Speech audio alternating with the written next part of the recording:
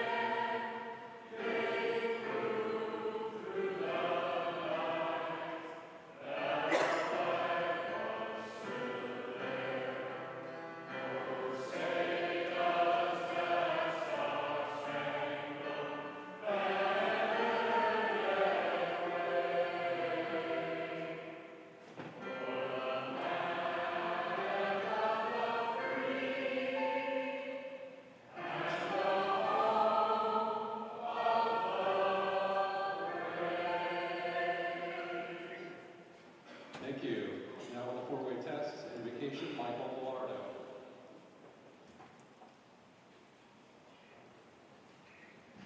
Thank you, President Eric. Won't you pray with me? Generous God, the foundation of all that is, the source of all that ever has been, and the promise of what shall be. We begin this meeting with gratitude. We are grateful for the privilege of this meeting and the sustenance we will receive from food, conversation, and our speaker today. Guide us to have open minds and hearts to hear a story of a local man who immigrated to the United States and found a path to thrive and to contribute to the community in which he lives. In the cacophony of election cycles, the humanity of migrants is often lost to sound bites of political speech. Help us to live into the questions: is it the truth? Is it fair? When we hear the dehumanizing talking points that disparage fellow human beings.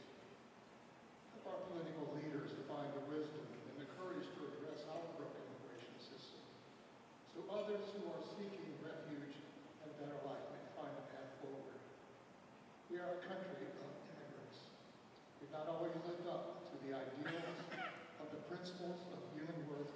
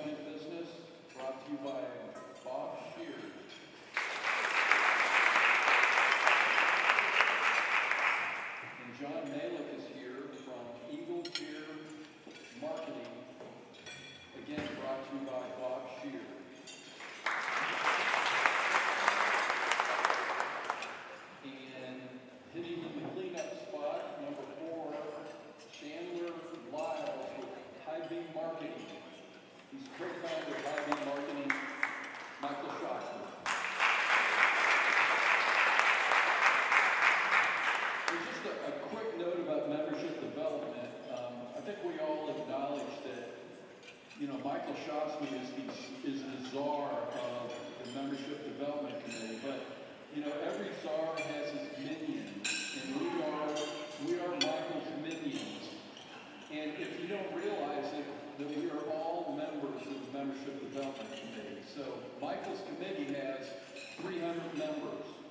And I fully believe, strongly believe, that the best members that are in this Rotary Club have been recruited by other Rotarians.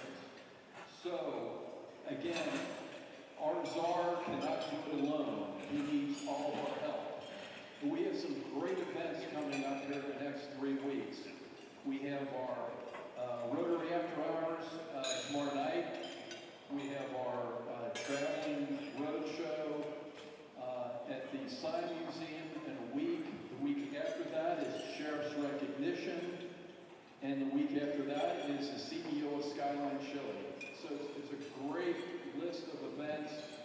And I will be passing out our little sheet with the events on here. So this is your reminder when you get home, please take the time to think of somebody that you think would be a good Rotarian. Thank you. Thanks, Dan.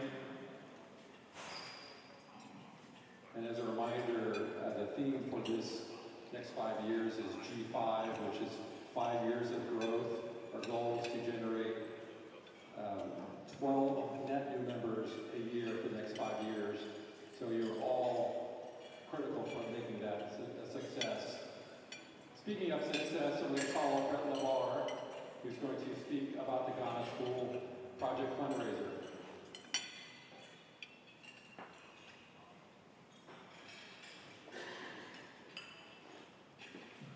Good afternoon. Good to be here, and I'm glad to have this opportunity to say a few words about the World Affairs fundraiser on September 24th that will benefit the Ghana Schools Project. And the Ghana Schools Project is being led by our World Affairs Committee in collaboration with Provisions Outreach, a respected local organization headed by Furor and Tony Atru. Glad to see this collaboration happening, and this project in Ghana is going to improve healthcare and education in many different parts of the country by providing desks and textbooks and paint for 4 schools, as well as medical supplies for a hospital and 2 clinics. And for those who've been in the club a while, you'll know that this is actually the 3rd time that our World Affairs Committee has partnered with Provisions Outreach to do a project in Ghana. And these projects have really helped improve the lives of the children of Ghana. And I think you'll be amazed at what's already been accomplished. But if you look back at what's been done with this collaboration, the generous support of people who supported this project, including many, many of us, have helped provide 15,000 textbooks, 750 student desks, 357 computer tablets, 300 pairs of eyeglasses, 26,000 pairs of sunglasses, and that's impressive. And if that weren't enough, these projects also helped build 54 bookshelves in the schools, painted 50 classrooms, repaired 3 buildings, trained 30 teachers and administrators on first aid and CPR, and also distributed 2,000 pounds of medical supplies. So I think that's great accomplishment already.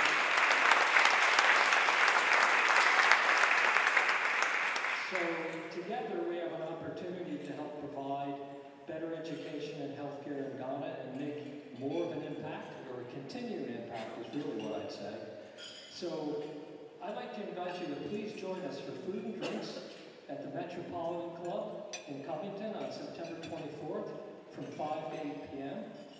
And this fundraiser for the Ghana Schools Project is being sponsored by Flynn & Company, our Rotary Club's very own Red Light Table, and Provisions Outreach. Tickets are $75 per person, and there are poster boards all around the room, as you'll see, and they have QR codes that you can use to easily sign up and contribute. There's envelopes available for those who wish to write a check or make a pledge. I think the fundraiser will be a lot of fun, so I hope that we can see you there. But even if you can't join the fundraiser,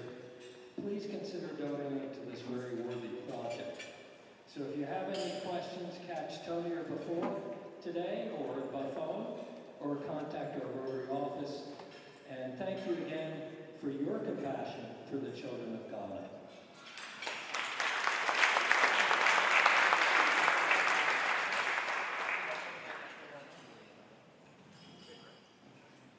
Thanks, Brett, and it's my great pleasure to introduce Michael, who's going to introduce two new members.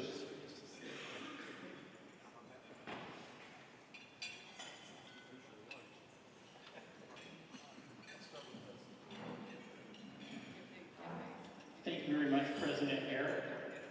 It's my pleasure to introduce Gina Washington. Gina is the corporate manager for the Hilton Cincinnati Netherlands Plaza. Gina is the youngest of four, with two older sisters and a brother. And though she does not yet have children of her own, she absolutely adores her three nieces. With over a decade of experience in the hotel industry, Gina's passion for her work is evident. She deeply appreciates the historical charm and rich traditions of our community. She wouldn't change a thing. The experiences she's had have shaped her into the person she is today.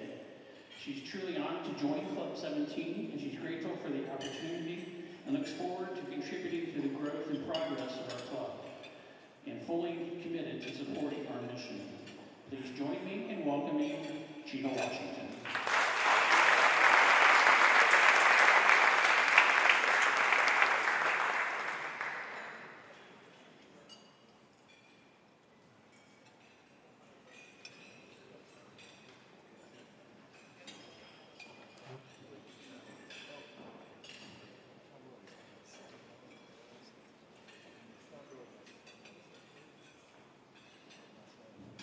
Next, I'm proud to introduce you to Ben Busby. Ben is a residential real estate agent with Keller Williams. And he's been a licensed full-service realtor in Ohio since 2016. He has a strong foundation in construction, having started his career building and framing homes. His experience in sales and management has sharpened his negotiation skills, which he now applies in real estate. Beyond his professional life, Ben is an avid traveler, having explored Europe, Brazil, and more, which has deepened his appreciation for diverse cultures. He's eager to bring his experience and enthusiasm to our Rotary community. Please join me in welcoming Ben Busby to the Rotary Club of Cincinnati.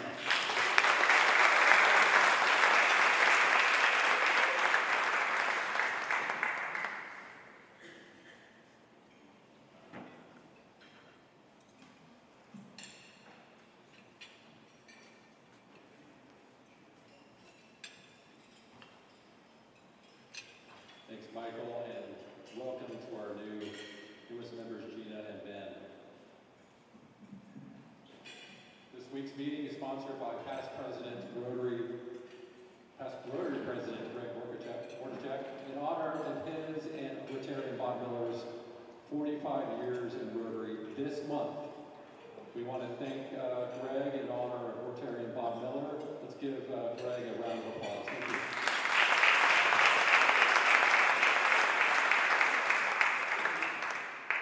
We have 5 birthdays in the month of August. Siobhan Taylor, Dan Spittle, Bill Froschauer, and we have 2 that are here in our presence, Tom Newman and Don Olinger. Want to raise your hand, Tom and Don?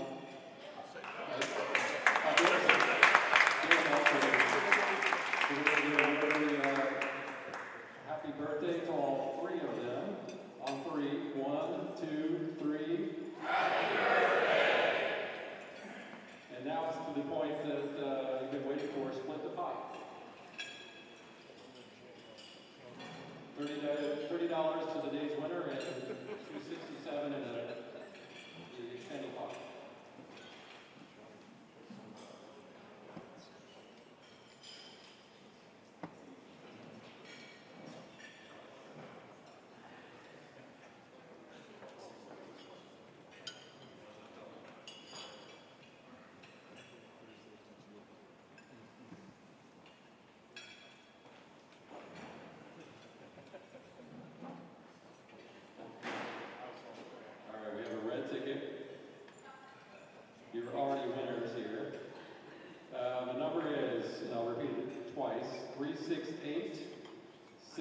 637. Again, the number is 368-637.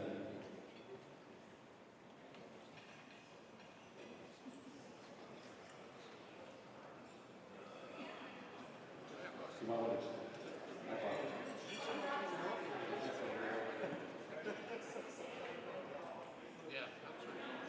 368-637. No? Okay. Oh, here we go.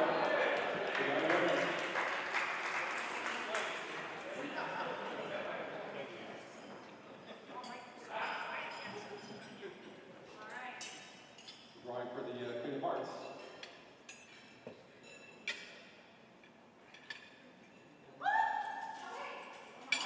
All right.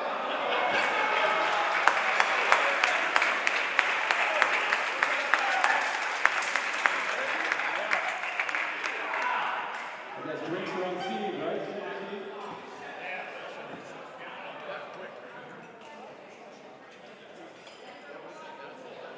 As Dan mentioned, earlier, we have a lot of great events coming up. I just want to remember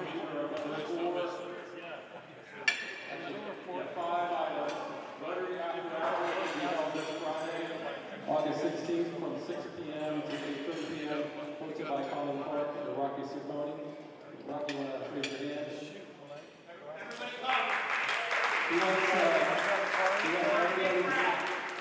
We're going to use the west side is the best side, and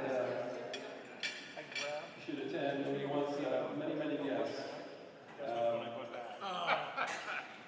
Second item is please join us for the next neighborhood coffee on Tuesday, August 20th from 8 a.m. to 10 a.m. at the Chasing Cali Collective in Reading.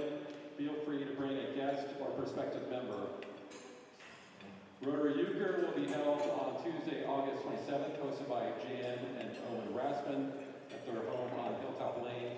All levels of playing ability are welcome, and please feel free to bring your spouse or a guest. Arrive at 6:30 p.m. Play begins at 7 p.m. Bring an appetizer, snack, dessert to share. $5 entrance and quarters. In case you get euchre, please RSVP no later than Thursday, August 22nd to Owen. It is important to RSVP so the host can arrange for the correct number of players' tables. And I wanted to also announce that we will be having a committee fair. Put this on your calendar on August 29th, prior to our normal meeting. On the first floor of the transept, please plan to attend the fair. We'll have booths for committees. We'll also have a committee for G5 to explain more about that. And we look forward to you coming at 11. There's no, you do not need to RSVP to show up. If you have a committee that you want to represent, please reach out to the office to get a section of the space. Hands-on Service is looking to expand the committee's reach this Rotary year and is asking all Rotarians to participate in at least one hands-on service project this year. On August 26th from 9 to 1, Rotarians will be painting at the YMCA of Greater Cincinnati. Please reach out to Brian Bowling or Michelle Starr, co-chairs, for more information. And regarding hands-on service committee, which was originally scheduled for after this meeting, that has been canceled. Those are all the announcements today. It's my great pleasure to introduce Al Conchas, who will be introducing our guest speaker, Ed Neyra.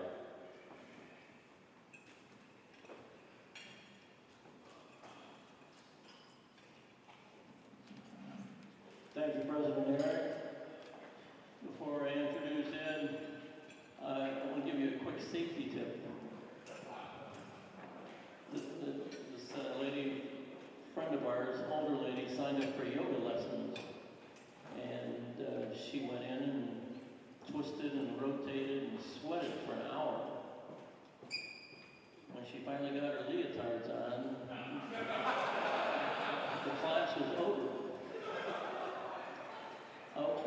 One other quick mention. I have no ticket for today's ATP Today session in our parking pass. If anybody can use that, please see me and I'll give it to the first person.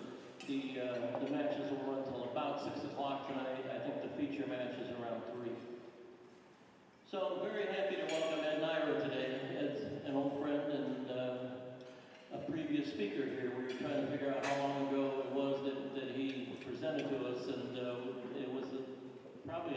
7-year range or so. And the audience was really mesmerized by his story. So we thought we'd get him back for a little update.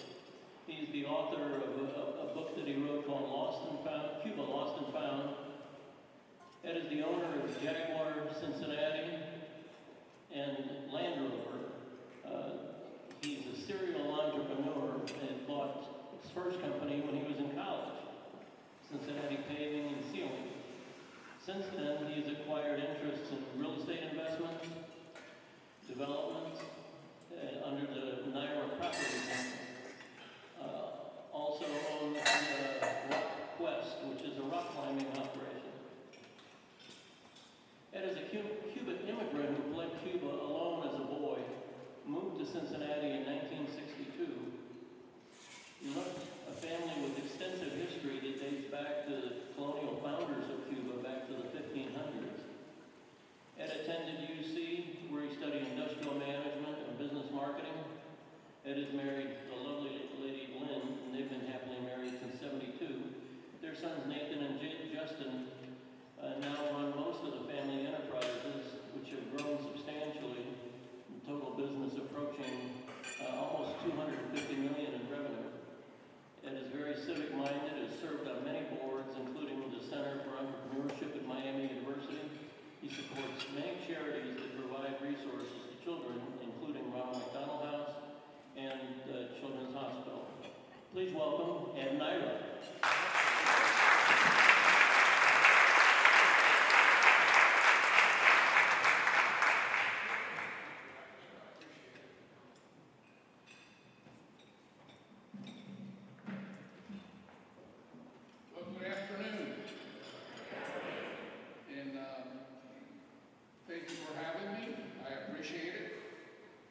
Sarah, for your help. Thank you, Al. And Michael, thank you for the very nice prayer. I have to share something personal with you for a moment. To be an immigrant and to sing the national anthem is extremely emotional. To be able to live in a country like America is a real, real blessing. So, I am very grateful for that.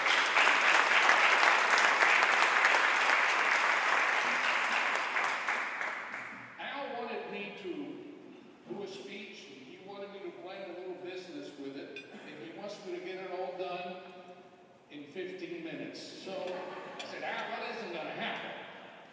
So I do have a clock up here, and I said you can pull the hook on me whenever you're ready. So what I have is a presentation that in no way can we go through it in the time we have.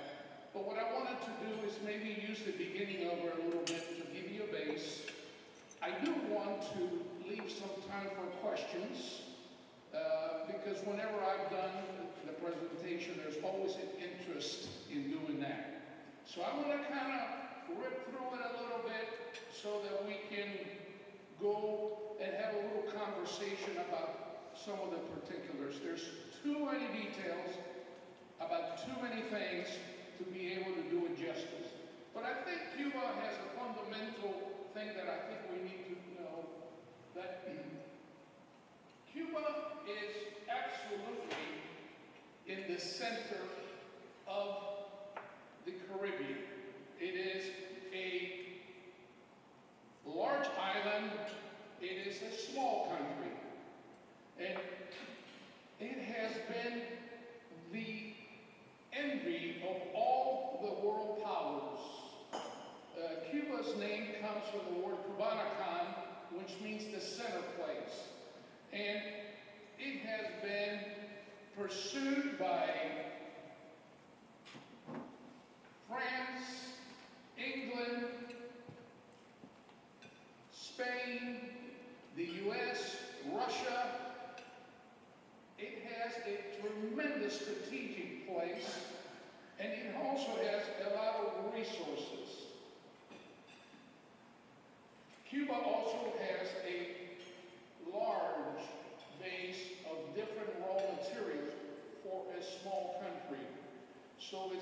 desirable. Cuba has been in the middle of all the conflict and really has fought 3 War of Independence, and it ended up in the U.S. grip when Roosevelt went into Cuba with 25,000 Marines, and they were flying the Cuban flag for 4 years. That is when the pavement was formed, and that is when Guantanamo Bay was established. A lot of times I'm asked, why is there an American base in Cuba? It's because the Platt Amendment made a deal. We will let you run the country domestically. We will protect Cuba internationally, but we will also dictate the international laws. So that's what the Platt Amendment on Guantanamo Bay is all about, keeping a control on Cuba. So all the presidents of Cuba were pretty much funded from the very one Estrada Palma through Batista prior to Fidel. Batista was a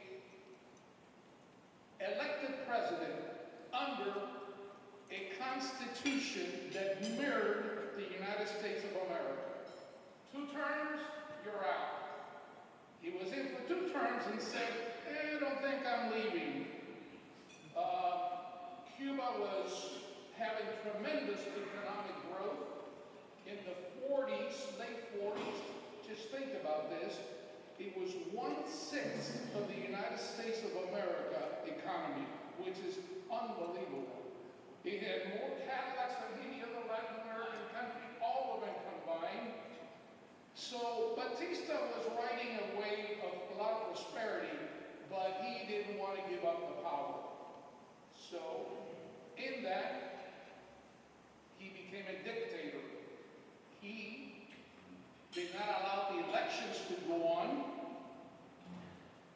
which is where Fidel Castro came to get involved. He was going to law school. He was raising money to be part of the government. That's Batista, by the way. This is Fidel Castro in college, a law student.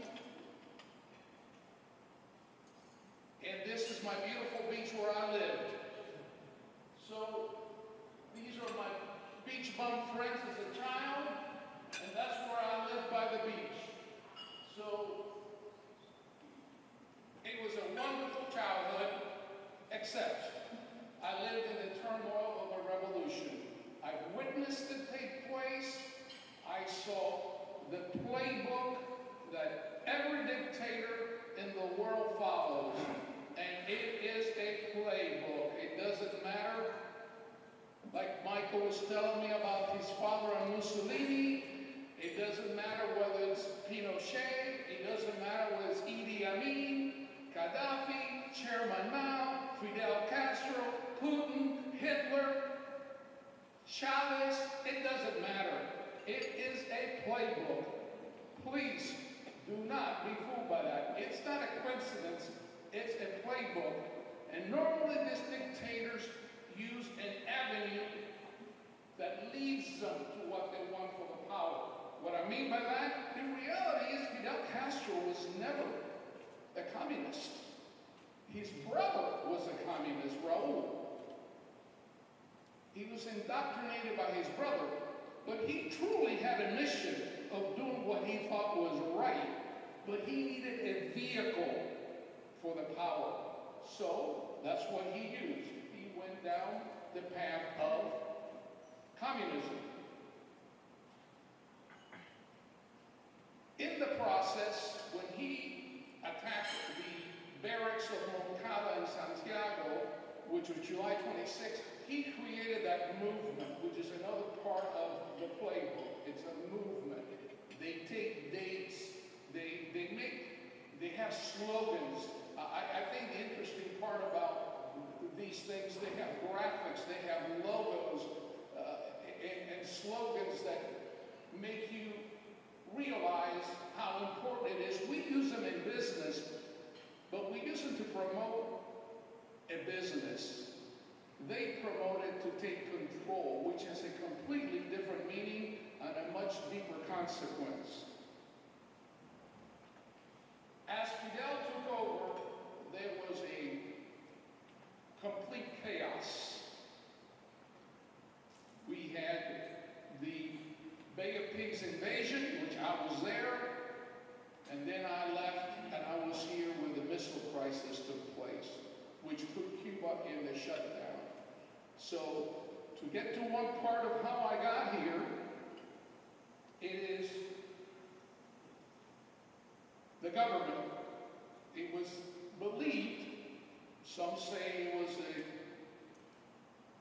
rumor, some say it was fact, that they were going to take the children of the families that were working underground to overthrow Fidel's regime, my family being one of them.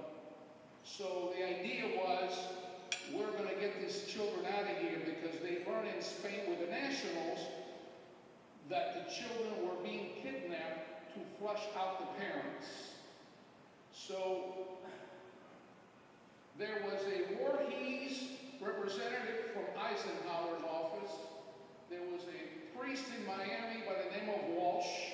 There was a James Baker at the Roston Private Academy in Havana, who actually was from Louisville, Kentucky. And there was a British nurse at the Roston Academy who had been involved in the kinder transport of Jewish children to Cuba. They put together an agreement that they would give children what they called a visa waiver. And all this is when they began to realize how we're going to get these children out, they realized they sent this out. This is my actual copy of my visa waiver. When you received this, you were able to get on a plane and go to the United States of America. That was called Operation Pedro Pan, and there were 14,048 of us that were able to get out. 50,000 were left behind with a copy of their visa waiver, but the missile crisis came, Cuba went on lockdown, and no one left Cuba till 1965 when Lyndon B. Johnson did the Freedom Flights, which allowed Cubans to leave again, and the parents of the Pedro Pan children had a priority to leave. Unfortunately, my family had already fled through Venezuela through another set of circumstances that allowed them to leave, but it kept us from being taken advantage of coming directly to the United States. So it was quite an experience as a child to see this. I was fortunate in retrospect. My family was always very open. They talked about everything. I was 19 years old. We were sitting in the living room and they said, you can never repeat this, but you need to know. And they would say, this could cost the life of someone in our family, or it could cost the life of someone that we know. So as a child, I took this extremely, extremely serious. So I was blessed to come to Cincinnati, Ohio. I left a beautiful beach, and I arrived here in 1962, left in 80-degree weather, landed in Cincinnati, January 10th, 1962. It was 10 below zero, 8 inches of snow in the ground, and I thought it was the ugliest place I've ever seen. But it has turned out to be a beautiful place to live, have businesses, raise a family. That's where I met my wife at the university, and I have had a very, very There's a lot more to talk about, but I think I'm going to stop right there, and are there any questions that I can answer? Yes. Yes, sir. So where did you go to elementary school and high school? I went to St. Ursula Academy, and I went to Purcell High School. Now, I'll tell you, these are the things that honestly in life makes you realize that there are no consequences. I came to Cincinnati, Ohio, went to a school, Holy Name on Auburn Avenue. We had guardians had visited our hotel in Cuba. That's how we ended up here. And the nuns from St. Ursula called our guardians and said, we understand you have the Cuban children. It was my sister, my cousin, and I. There were 3 of us. And they said, yes. And they said, well, we'd like for them to come to school here. And our guardian said, you know, we're taking care of the children, but we didn't sign up for paying private schools. And she said, oh no, we want those children to go to school here. They will have a full scholarship. And the reason why that happened is there were Cuban nuns at the school who had told the Mother Superior at St. Ursula that our family had built churches, had built an orphanage in our hometown. They were aware of what we had done, and they wanted to reciprocate and give us a free education. That is a small world.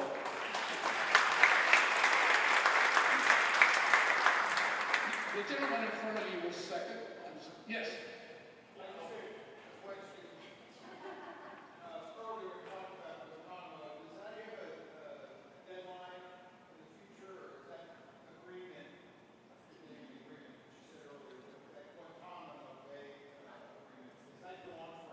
No, that lease was up about 10 years ago.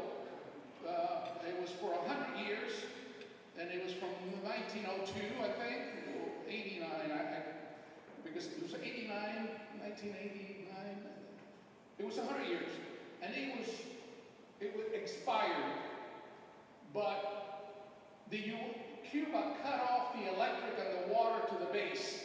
However, the base had prepared and put its own generators and its own desaltation process.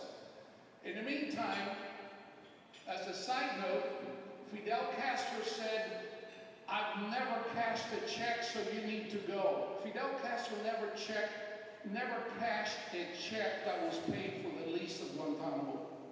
So he thought that gave him a righteous base to kick the U.S. out, but of course they couldn't do it.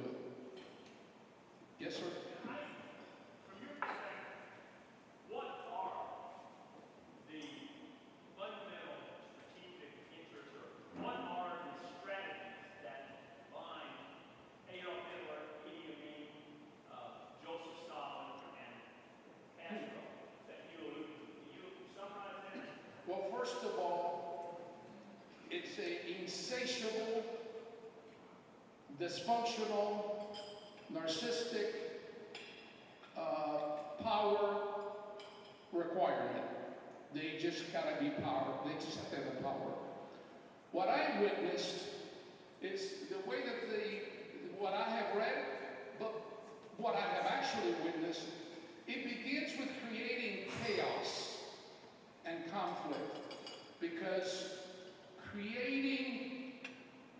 being divisive, whether it's between friends or family, is paramount. And I saw this in my own family. You know, there were some that believed in Fidel because they sold Messiah. So I witnessed that. But it's about what they do is they degrade the press. You cannot have a Rotary Club meeting. They attack law enforcement. They attack the rule of law. They try to dismantle any institutionalized base of the democracy that was active in Cuba. So what they try to do, create a chaos conflict to where there is no it creates a tremendous amount of fear, which drives anger, which drives somebody has to solve this, and only I can do it. Only I can do it. I'm your guy. I'm the guy that can do it for you. And I witnessed this. I mean, the press was being discredited. You know, the law and order was out the window. So what happens is they get very hard to control social unrest. So usually in politics, what you want to achieve and what you get many times is the opposite. You go in to control the streets and social unrest, and what happens? You get one that's bigger than you can handle.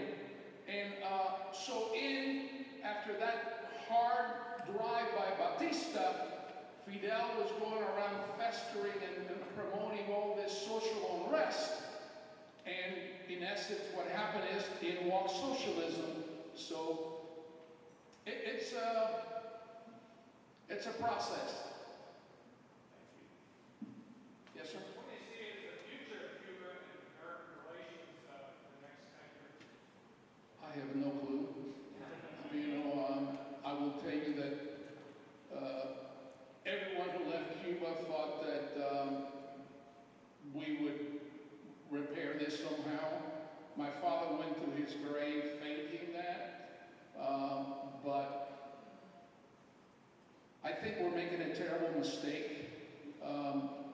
I was very much for the embargo early, but you know, in business, if you do something for 65 years and it fails, you think, you know, we ought to maybe do something different. The problem is that we are allowing other countries to go in there and build the bridges, build the relationships. China is currently buying up the island at a rate you cannot believe. China is taking over the telecommunications. China is building, as we speak, they're building a huge intelligence base right near Guantanamo. And Russia has just been trying to bring their naval ships back into Cuba just in the past couple of months. So Cuba is always going to be a chaos until the United States gets involved. The problem is now we have China and Russia to deal with and overcome rather than just because Cuba is not the people of Cuba are not a communist people. And they love America, they love Americans. It's the governments that create the animosity. And I really don't know.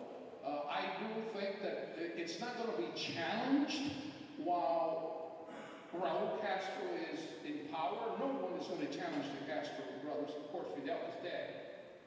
But Diaz-Canel, which is a pseudo-president, he's just a bureaucrat. He does not have the charisma. He doesn't have the power. And what I see in Cuba is the same play all over again. All these different groups will fight for power. They will fight for the wealth. They will fight for the money. And the people will pay the price. Unless the United States of America gets involved in Cuba, Cuba is going to be a mess forever. A mess forever. Yes, sir? Some of the previous political policies we were talking about that allowed Castro to take place, where does the Monroe Doctrine come in place, which I know was a big part of the missile crisis, why we intervened there? Is that still... I'm sorry, I cannot hear. The Monroe Doctrine, how does that play? Well, I think how it plays is all these laws and all these, you know, the big carry the stick and the Monroe Document is out the window like everything else. When it comes to Cuba, everything that we have signed, everything that we have done goes out the window. And we don't seem to be able to get a grip on it. We think that the embargo is going to do it, and it's not. It hasn't. 65 years is a long time. You know. Yes, sir?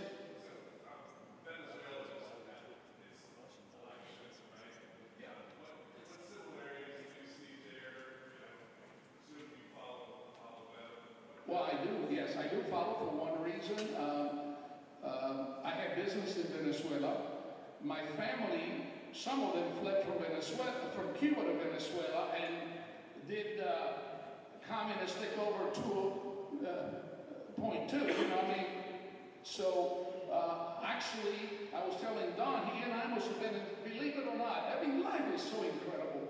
And when I wrote my book, I was running across so many things that were just, we were just talking, and Don was telling me, being in Venezuela, and he said when Chavez did his first attempt that didn't work, he was talking about this plane and leaving, and I go, oh my God, I was on the last plane leaving Caracas, Venezuela, with my wife, my 2 sons. We went to meet their uncle who was getting older, and we could see the military movement because they kept equipment at the airport, and our pilot, the commercial, was told, turn around. He said, I'm leaving. He said, I'm not stopping. So he told the crew, once he got up, he said, he announced, just so you know, we were asked to return. I told him our wheels are up and we're not going back, but if you look down, you can see the tanks moving in the airport. Don was describing this for me 10 minutes ago. That was, oh my goodness, 1980 whatever. So the similarities are the same. It's a, you know, he went to Fidel Castro's school of dictatorship. He used to, what he did is, he did it a little different. He used he changed the Constitution as he went in order to be able to sway it his way. Those are not real elections. Maduro ended up inheriting his power because, you know, that was his right-hand man, who actually, and not to say that, he was a bus driver that worked for the school system that ended up getting, because, you know, he catered to Chavez, but he went to power by changing the Constitution. But I was in Venezuela a lot. In fact, I had business there. Any other questions? Thank you very much.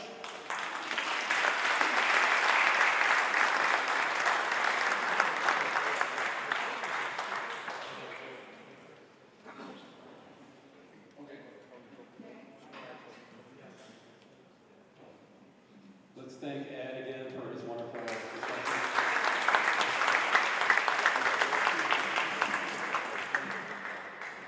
So,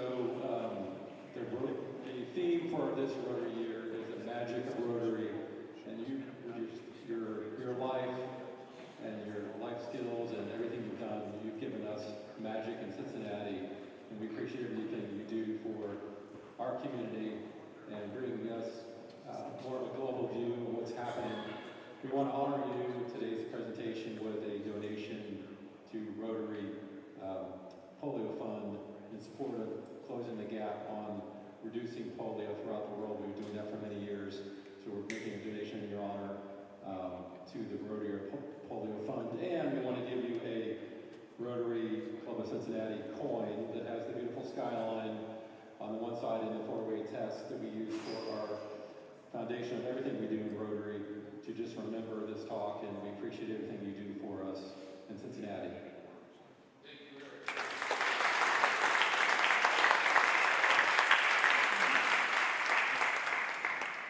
Thank you.